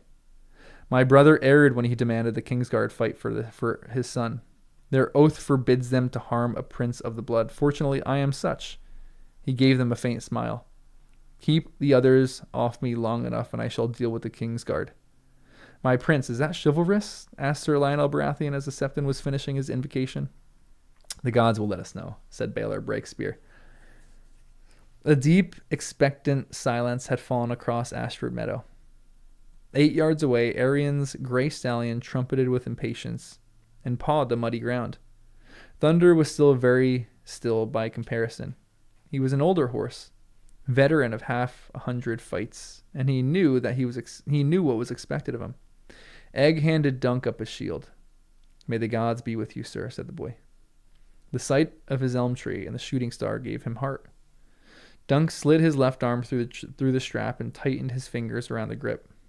Oak and iron guard me well, or else I am dead and doomed to hell. Steely Pate brought his lance to him, but Egg insisted that it must be he who put it in Dunk's hands. Egg, they're great. Yeah, Baelor is great right here. Little loophole in this plan. He's smart. This is so great. Wow, we're almost done too. Crazy. To either side, his companions took up his own lances and spread out in a long line. Prince Baelor was to his right and Sir Lionel to his left, but the narrow eye slit of the great helm limited Dunk's vision to what was directly ahead of him. The viewing stand was gone, and likewise the small folk crowding the fence. There was only the muddy field, the pale blowing mist, the river, town, and castle to the north, and the princeling on his gray charger with flames on his helm, and a dragon on his shield. Dunk watched Aerian's squire hand him a war lance, 8 feet long and black as night. He will put that through my heart if he can. A sword sounded, or a horn sounded. For a heartbeat, Dunk sat as still as a fly in amber, though all the horses were moving. A stab of panic went through him. I have forgotten, he thought wildly. I have forgotten all. I will shame myself. I will lose everything. Thunder saved him. The big brown stallion knew what to do even if his rider did not. He broke into a slow trot. Dunk's trainings took over. He gave the warhorse a light touch of the spur and couched his lance. At the same time, he swung his shield until it covered most of the left side of his body. He held it at an angle to deflect blows away from him. Oak and iron guard me well, or else I'm dead and doomed to hell. The noise of the crowd was no more than the crash of distant waves. Thunder slid into a gallop. Dunk's teeth jarred together with the violence of the pace. He pressed his heels down, tightening his legs with all his strength and letting his body become part of the motion of the horse beneath. I am Thunder, and Thunder is me. We are one beast. We are joined. We are one. The air inside his helm was already so hot he could scarce breathe. In a tourney joust, his foe would be to his left across the tilting barrier, and he would need to swing his lance across Thunder's neck. The angle made it more likely that the wood would split on impact. But this was a deadlier game they played today. With no barriers dividing them, the striders charged straight at one another. Prince Baelor's huge black was much faster than Thunder, and Dunk glimpsed him pounding ahead through the corner of his eye slit. He sensed more than others. He sensed more than saw the others. They do not matter. Only Aerian matters. Only he. He watched the dragon come. Spatters of mud sprayed from the hooves of Prince Aerian's gray, and Dunk could see the horse's nostrils flaring. The black lance still angled upward. A knight who holds his lance high and brings it on line at the last moment always risks lowering it too far. The old man had told him. He brought his own point to bear at the center of the princeling's chest. My lance is part of my arm, he told himself. It's my finger, a wooden finger. All I need to do is touch him with my long wooden finger. He tried not to see the sharp iron point at the end of Aerian's black lance, growing larger with every stride. The dragon look at the dragon, he thought. The great three-headed beast covered the prince's shield. Red wings and gold fire. No, look only where you mean to strike, he remembered suddenly. But his lance had already begun to slide off the line. Dunk tried to correct, but it was too late. He saw his point strike Arian's shield, taking the dragon between two of its heads, gouging him in a gout of painted flame. At the muzzled crack, he felt thunder recoil under him, trembling with the force of impact, and half a heartbeat later, something smashed into his side with an awful force. The horse slammed together violently, armor crashing and clanging as Thunder stumbled and Dunk's lance fell from his hand. Then he was past his foe, clutching at his saddle in a desperate effort to keep his seat. Thunder lurched sideways in the sloppy mud, and Dunk felt his rear leg slip out from under. They were sliding, spinning, and then the stallion's hindquarters slapped down hard. Up, Dunk roared, lashing out with his spurs. Up, Thunder. And somehow the old war horse found his feet again. He could feel a sharp pain under his ribs, and his left arm was being pulled down. Arian had driven his lance through oak, wool, and steel. 3 feet of splintered ash and sharp iron stuck from his side. Yikes. Dunk reached over with his right hand, grasped the lance just below the head, clenched his teeth, and pulled it out of him with one savage yank. Oh, blood followed, seeping through the rings of his mail to redden his surcoat. The world swam, and he almost fell. Dimly through the pain, he could hear voices calling his name. His beautiful shield was useless now. He tossed it aside, elm tree, shooting star, broken lance, and all. He drew his sword, but he hurt so much he did not think he could swing it. Turning Thunder in a tight circle, he tried to get a sense of what was happening elsewhere on the field. Sir Humphrey Harding clung to the neck of his mount, obviously wounded. The other Sir Humphrey lay motionless in a lake of blood-stained mud, a broken lance protruding from his groin. He saw Prince Baylor gallop past, lance still intact, and drive one of the King's Guards from his saddle. Another of the White Knights was already down, and Maker had been unhorsed as well. The third of the King's Guard was fending off Sir Robin Risling. Arian, where is Arian? The sound of drumming hooves behind him made Dunk turn his head sharply. Thunder burgled and reared, hooves lashing out furtively as Arian's gray stallion barreled into him at full gallop. This time there was no hope of recovery. His long sword went spinning from his grasp, and the ground rose up to meet him. He landed with a bruising impact, and that jarred him to the bone and drove the breath from his lungs. Pain stabbed through him so sharp he sobbed. For a moment, it was all he could do. It was all he could do to lie there. The taste of blood filled his mouth. Dunk the lunk, he thought he could be a knight. He knew he had to find his feet again, or die. Groaning, he forced himself to his hands and knees. He could not breathe, nor could he see. The eye slit of his helm was packed with mud. Lurching blindly to his feet, Dunk scraped the mud with a mailed finger. Hold on, did I miss something? That's... Through his fingers he glimpsed a dragon flying, and a spiked morning star whirring on the end of a chain. Then his head seemed to burst to pieces. This is crazy. This is kind of sad. He can't die, though. Come on. When his eyes opened, he was on the ground again, sprawled on his back. Yeah, this is a crazy trail. The mud had all been knocked from his helm, but now one eye was closed by blood. Above was nothing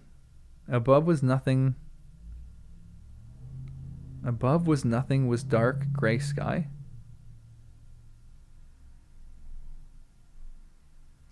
Huh? Above was nothing was dark gray sky. Is that a typo? And now his watch has ended. Above was nothing was dark gray sky. Huh. That's a weird sentence. don't get that sentence. Yeah, maybe a typo. His face throbbed, and he could feel cold, wet metal pressing in against cheek and temple. He broke my head, and I'm dying. What was worse was the others who would die with him. Raymond and Prince Baylor and the rest. I failed them. I am no champion. I am not even a hedge knight. I am nothing. He remembered Prince Damon boasting that no one could lie insensible in the mud as well as he did. He never saw Dunk the Lunk. Or he never saw Dunk the Lunk, though, did he? The shame was worse than the pain. The dragon appeared above him. 3 heads it had, and wings bright as flame, red and yellow and orange. It was laughing. Are you dead yet, Hedge Knight? It asked. Cry for quarter and admit your guilt, and perhaps I'll only claim a hand and a foot. Oh, and those teeth. But what are a few teeth? A man like you can live years on peas porridge. The dragon laughed again. No? Eat this then. The spiked ball whirled round and round the sky and fell toward his head as fast as a shooting star. Dunk rolled. Where he found the strength he did not know, but he found it. He rolled into Arian's legs, threw a steel-clad arm around his thigh, dragged him cursing into the mud, and rolled on top of him. Let him swing his bloody morning star now. The prince tried forcing the lip of his shield at Dunk's head, but his battered helm took the brunt of the impact. Arian was strong, but Dunk was stronger, and larger and heavier as well.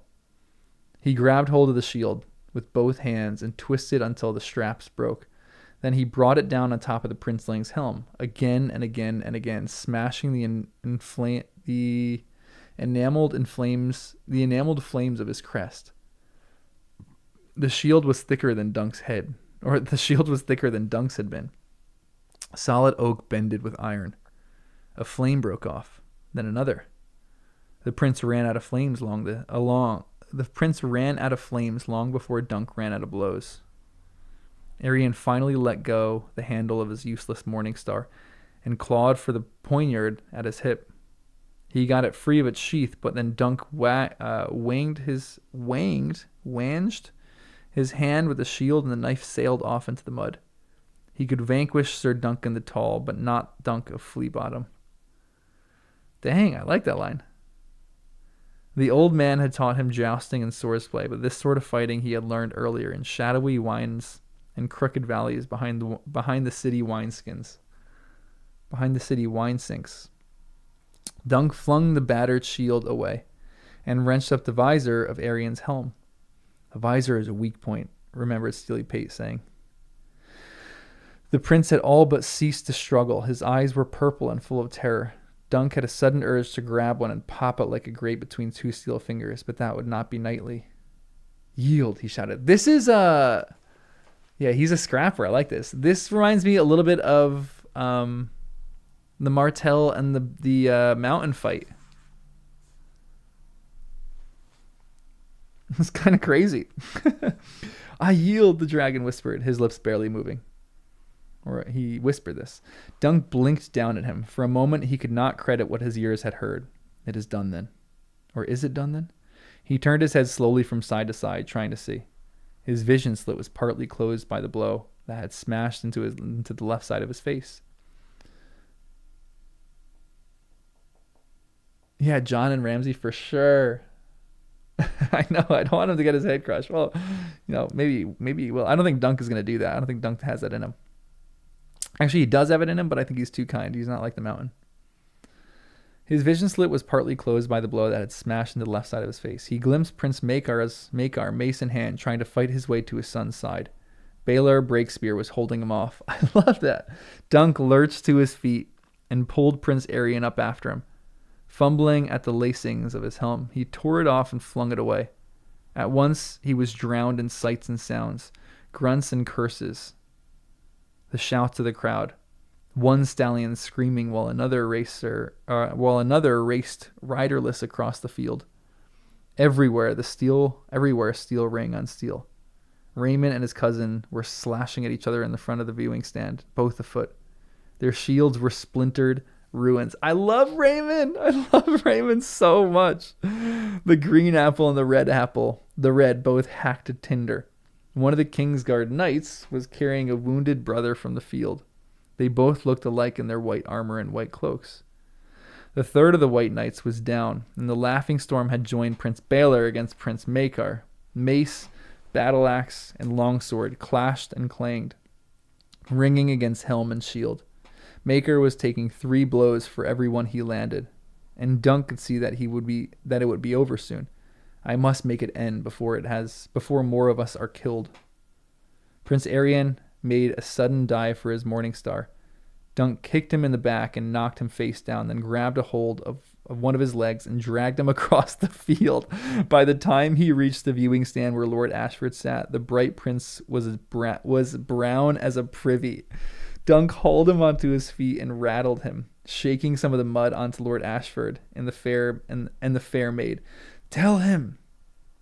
Arian Bright Flame spit out a mouthful of grass and dirt. I withdraw my accusation. This is so good. I love this. Afterward, Dunk could not have said whether he walked from the field under his own power or had required help. He hurt everywhere, and some places worse than others. I am a knight now in truth. Or I am a knight now in truth, he remembered wondering. Am I a champion? Egg helped him remove his greave and gorget, and Raymond as well, even Steely Pate. He was too dazed to tell them apart. They were fingers and thumbs and voices. Pate was the one complaining, Dunk knew. Look what he's done to me armor, he said. All dinted and banged and scratched. I ask you, why do I bother? I'll have to cut the mail off, I fear. Raymond, Dunk said urgently, clutching at his friend's hand. The others, how'd they fare? He had to know. Has anyone died? Beesbury, Raymond said, slain by Donald of Duskendale in the first charge. Aw, Beesbury. Sir Humphrey is gravely wounded as well. The rest of us are bruised and bloody no more, save for you. And them, the accusers? Sir Willem Wilde of the Kingsguard was carried from the field, insensate. And I think I cracked a few of my cousin's ribs. At least I hope so. And Prince Darien, Dunk blurted out, did he survive? Once Sir Robin unhorsed him, he lay where he fell. He may have broken a foot. His own horse trotted him while he was running loose about the field. Dazed and confused as he was, Dunk felt a huge sense of relief. His dream was wrong then. The dead dragon. Unless Arian died. He didn't, though, did he? No, said Egg. You spared him. Don't you remember? I suppose. Already his memories of the fight were becoming confused and vague. One moment I feel drunk. The next it hurts so bad I know I'm dying. They made him lie down on his back and talked over him as he gazed up into the rolling gray sky. It seemed to Dunk that it was still morning. He wondered how long the fight had taken. Gods be good. The lance point drove the rings deep into his flesh. He heard Raymond saying, it will mortify unless... Get him drunk and pour some boiling oil in it. Oh, someone suggested. That's how the maesters do it. Wine. The voice had a hollow metallic ring to it. Not oil. That will kill him. Boiling wine. I will send Maester Yormwell to have a look at him when he's done tending to my brother. A tall knight stood above him, in black armor, dinted, scarred by many blows. Prince Baelor. The scarlet dragon on his helm had lost a head, both wings, and most of its tail. Your Grace, Dunk said, I am your man, please. Your man. My man. The Black Knight put a hand on Raymond's shoulders to steady himself. I need good men, Sir Duncan. The realm. His voice sounded oddly slurred. Perhaps he'd bit his tongue. Dunk was very tired. It was hard to stay awake. Your man, he murmured once more. The prince moved his head slowly from side to side. Sir Raymond, my helm. If you be so kind. Visor cracked.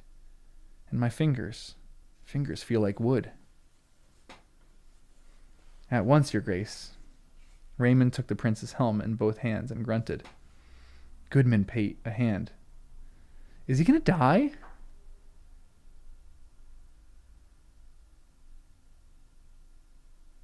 Is this the dragon that he's going to stand over? That would suck. Sealy Pate dragged over a mounting stool and crushed down at your back, your grace. Toward the left side, smashed into the gorget. Good steel this, to stop such a blow. Brother's most like, Baylor said thickly. He's strong. He winced. That feels queer. Here it comes. Pate lifted the battered helm away. Gods be good. Oh gods, oh gods, oh gods, preserve. Dunk saw something red and wet fall out of the helm. Someone was screaming, high and terrible.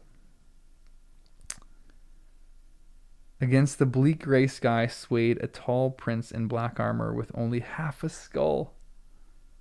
He could see red blood and pale bone beneath something else. Something blue-gray and pulpy.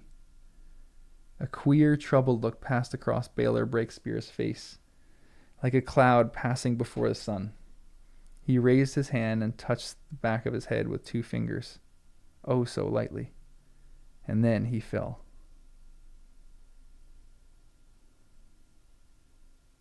Dunk caught him. Ah, this is sad. Baylor has a great dying moment. Dunk caught him. Up, they say, he said, just as he had with Thunder in the melee. Up, up. But he never remembered that afterward, and the prince did not rise. Baylor of House Targaryen, Prince of Dragonstone, Hand of the King, Protector of the Realm, and heir apparent to the Iron Throne of the 7 Kingdoms of Westeros, went to the fire in the yard of Ashford Castle, and the north bank of the river Cockles went. Other great houses might choose to bury their dead in the dark earth or sink them in the gold-green sea. But the Targaryens were the blood of the dragon, and their end were writ in flames. He had been the finest knight of his age, and some argued that he should have gone to face the dark-clad male, that he should have gone to face the dark-clad in mail and plate, and sword in his hand. In the end, though, his royal father's wishes prevailed, and Daeron II had a peaceable nature. When Dunk shuffled past Baylor's bier, the prince wore a black velvet tunic with a 3-headed dragon picked out in scarlet thread upon his breast. Around his throat was a heavy golden chain. His sword was sheathed by his side. But did he wear a helm? But he did wear a helm. A thin golden helm, with a visor open so men could see his face. Valar, the young prince, stood at the vigil at the foot of the bier, while his father lay in state. He was a shorter, slimmer, handsomer version of his sire, without the twice-broken nose that had made Baylor seem more human than royal. Valar's hair was brown, but a bright streak of silver gold ran through it. The sight of it reminded Dunk of Arion, but he knew that was not fair. Egg's hair was growing back as bright as his brother's, and Egg was a decent enough lad for a prince. When he stopped to offer awkward sympathies, well larded with thanks, Prince Valar blinked cool blue eyes at him and said, "My father was only 39." That's so sad. He had it in him to be a great king, the greatest since Aegon the Dragon. Why would the gods take him and leave you? He shook his head. Be gone with you, Sir Duncan, be gone. Wordless, Dunk limped from the castle, down to the camp by the green pool. He had no answer for Valar, nor for the questions he asked himself. The maesters and the boiling wine that had done their work, and his wound was healing cleanly though there would be a deep puckered scar between his left arm and his nipple. He could not see the wound without thinking of Baylor. He saved me once with his sword, and once with a word, even though he was a dead man as he stood there. The worlds made no sense when a great prince died, so a hedge knight must live. Dunk sat beneath his helm and stared morosely at his foot.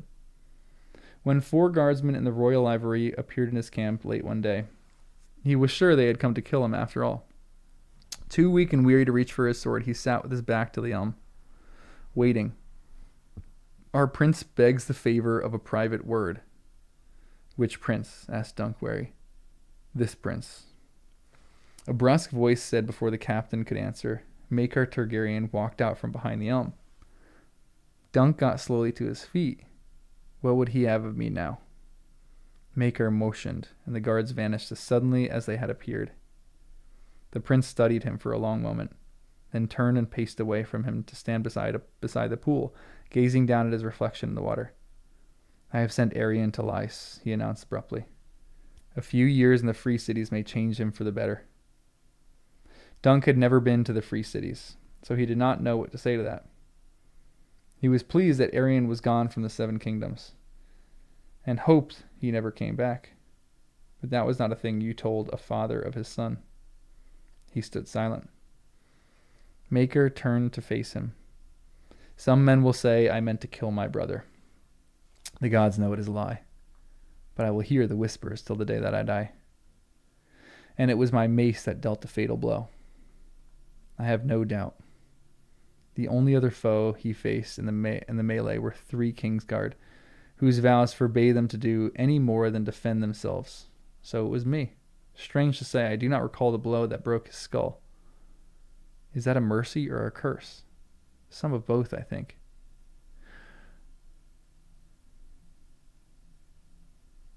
I wonder who it was. I feel like it wasn't Maker. From the way he looked at Dunk, it seemed the prince wanted an answer. I could not say, Your Grace. Perhaps he should have hated Maker, but instead he felt a queer sympathy for the man. You swung the mace, my lord. But it was for me Prince Baylor died, so I killed him too, as much as you. Yes, the prince admitted. You'll hear them whisper as well. The king is old. When he dies, Valor will climb the Iron Throne in place of his father. Each time a battle is lost or crops fail, the fools will say Baylor would not have let it happen, but the Hedge Knight killed him. Dunk could see the truth in that. If I had not fought, you would have had my hand off, and my foot. Sometimes I sit under that tree there and look at my feet and ask if I could have spared one. How could my foot be worth a prince's life? And the other 2 as well, the Humphreys. They were good men too. Sir Humphrey Harding had succumbed to his wound only last night. Ah. And what answer does your tree give you? This is sad. None that I can hear. But the old man, Sir Arlen, every day at evenfall, he'd say, I wonder what the morrow will bring. He never knew no more than we do. Well, mightn't it be that some morrow will come when I'll have need of that foot? When the realm will need that foot, even more than a prince's life.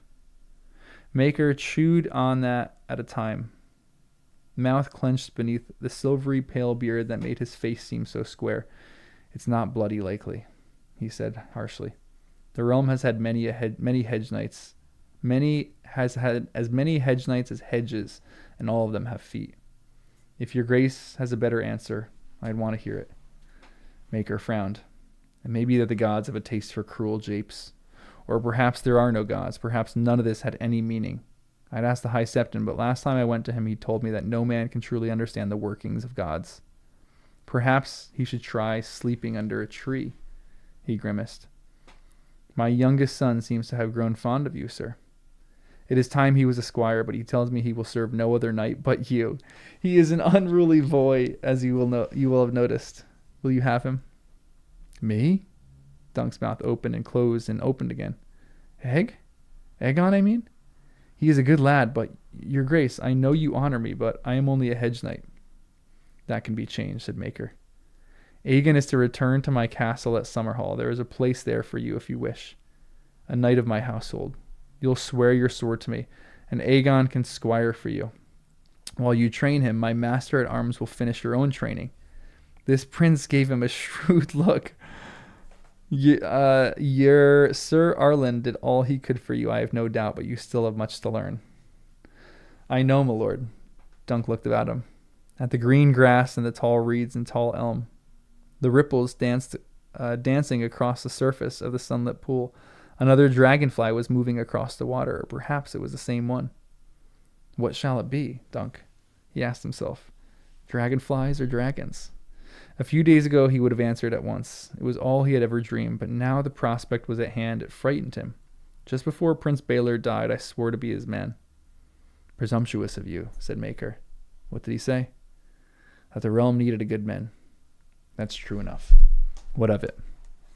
I will take your son as squire, your grace, but not at Summerhall. Not for a year or two. He has seen sufficient of castles. I would judge. I'll have him only if I could take him on the road with me. He pointed to old Chestnut. He'll ride my stot, Wear my cloak, and I'll keep my sword sharp and my mail scoured. We'll sleep in inns and stables, and now and again in the halls of some landed knight or lesser lordlings, and maybe under trees when we must. Prince Maker gave him an incredulous look. Did the trial addle your wits, man? Hagen is a prince of the realm, the blood of the dragon. Princes are not made for sleeping in ditches and eating hard salt beef. He saw Dunk hesitate. What is it you're afraid to tell me? Say what you will, sir. Darren never slept in a ditch, I'll wager, Dunk said, very quietly. And all the beef that Aaron ever ate was thick and rare and bloody, like as not. Maekar Targaryen, Prince of Summerhall, regarded Dunk of Fleabottom for a long time. His jaw working silently beneath his silvery beard. Finally, he turned and walked away, never speaking a word. Dunk heard him riding off with his men. When they were gone, there was no sound but the faint thrum of the dragonfly's wings as it skimmed across the water. The boy came next morning, just as the sun was coming up. He wore old boots, brown breeches, a brown wool tunic, and an old traveler's cloak. My lord father says I am to serve you. Serve you, sir, Dunk reminded him. Serve you, sir, he reminded him. You can start by saddling the horses. Chestnut is yours. Treat her kindly. I don't want to find you on Thunder unless I put you there. Egg went to get the saddles. Where are we going, sir? Dunk thought for a moment. I have never been to the Red Mountains. Would you like to have a look at Dorne? Egg grinned. I hear they have good puppet shows, he said. Oh, what a good ending. He's going to find his girl in Dorne. That took off in the last 50 pages. It is actually crazy because I'm sure if I reread this, I'll pick up so much interesting stuff in the first 70. But yesterday when I read, I was like, this is like a fun short story. And then all of a sudden, the last 50 pages just goes hard. That was so good. That was so fantastic. What a great first short story. I cannot wait to keep reading this.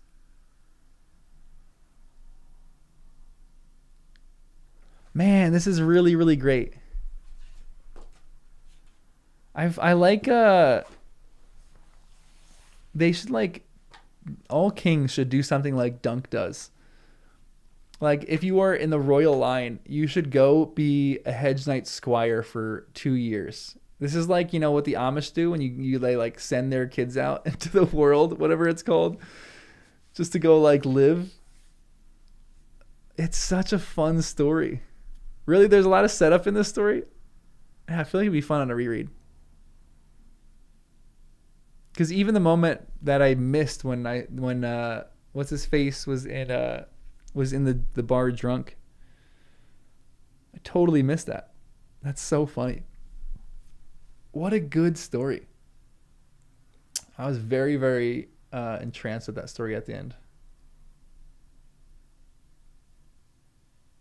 So fun. Oh, I cannot wait to keep reading. Man. All right. Well, I'll probably read sometime middle of next week. So I'll probably do this story 2. I'm potentially considering doing all of story 2 in one go. That would be a long stream, but I kind of like the idea of doing it in one go. But it is, how long is it?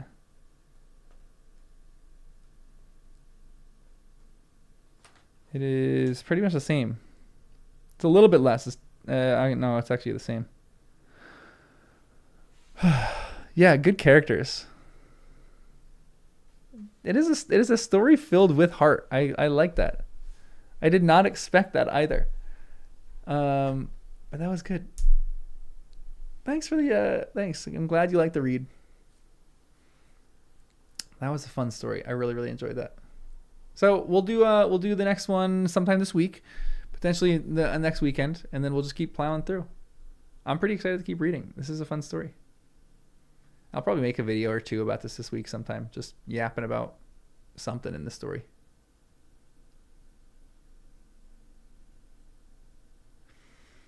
Man, watch this trailer. Okay. The only issue is I don't know if I Every time I do that, sometimes it shuts down a stream. So maybe I'm gonna watch it and pause and give you guys a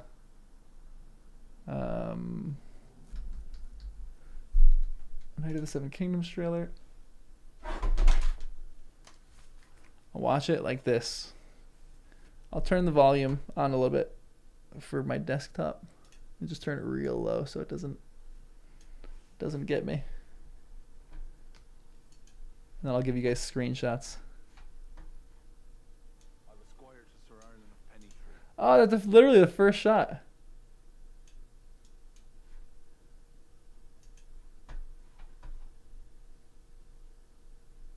Hold on.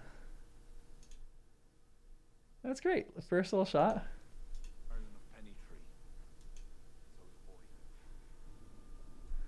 100 years for Game of Thrones. I like that he's Irish, right? That's an Irish accent. He charged me to be a good knight. They picked a good actor for this. Very good actor. Look at this guy.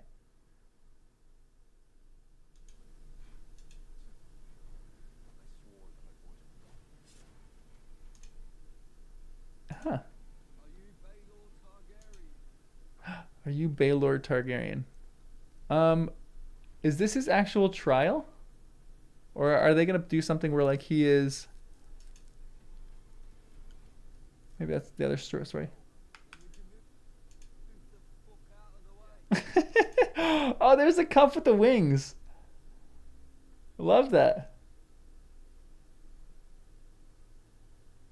Are you Baelor Targaryen? Move out of the way. Hold on, I gotta show you guys that. I missed it. Hold on. The look at this. The little cup with the wings. That's great.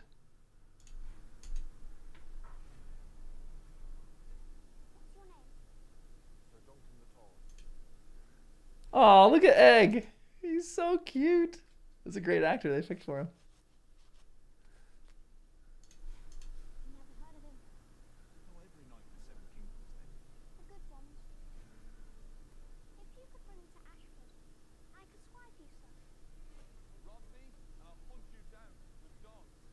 He says that. I love that. They're doing all the lines. It looks like it's going to be a great adaptation. I'm pretty pumped for this right now.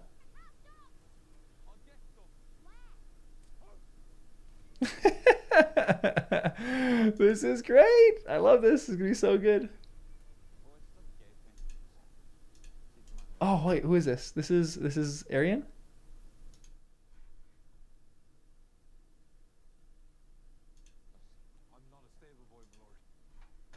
Arian or Valar? That's Arian, right?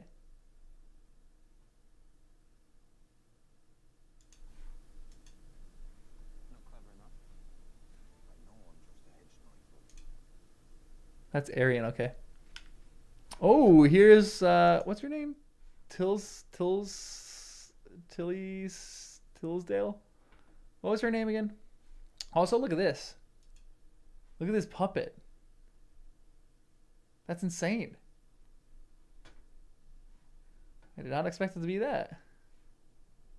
Yeah, I do. I put a chart in the beginning of the book, so I got a chart, but I'm gonna need to expand that chart. Oh.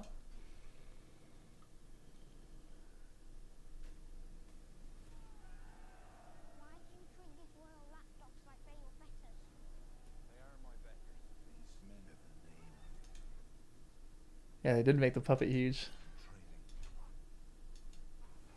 Oh, these are our boys. This is our boy. This is our boy right here. Hate him. Cannot stand him. Hope he dies soon. Raymond.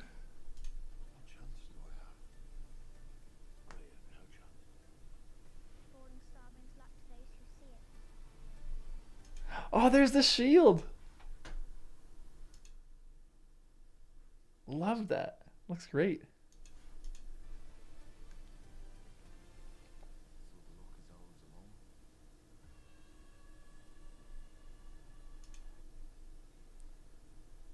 Wait, that was the Laughing Storm? Wait, this is the Laughing Storm? That's the Baratheon?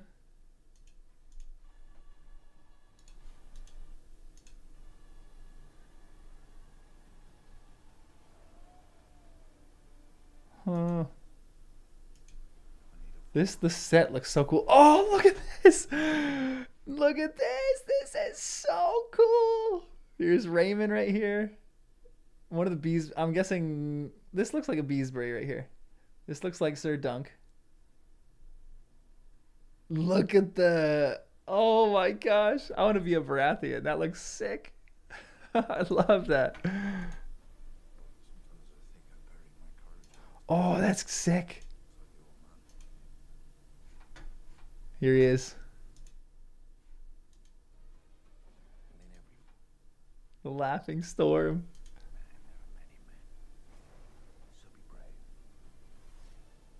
Dang.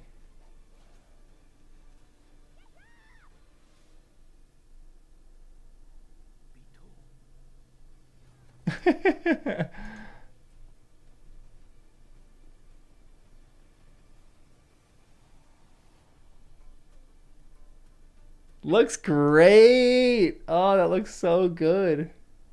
That looks like a great adaptation. I'm pretty pumped for that. I think this is going to be great. I am very excited for that. Yeah, it does look super faithful. They look like they got all the details right. Even just like them getting a line right about the dogs, that's like huge. To me, that's huge. I love that. Sounds like it's gonna be pretty good. That comes out January too. That's pretty quick. So we got to finish this before January. Obviously, we're gonna finish before January. Probably finish before December, or before November is done. But it looks great. I'm pretty pumped for that. It's gonna be fun. We'll watch that. Maybe I'll do live streams where we just watch that or something like that. We'll see. We'll figure that out. All right, guys. That was fun. I'm gonna sit and process through some of that. Maybe I'll write a little essay or two about it.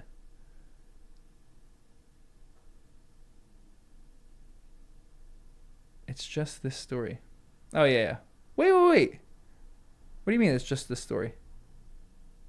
The other two aren't the seasons? It's all season one can't just be the first short story. That's episode 1, right?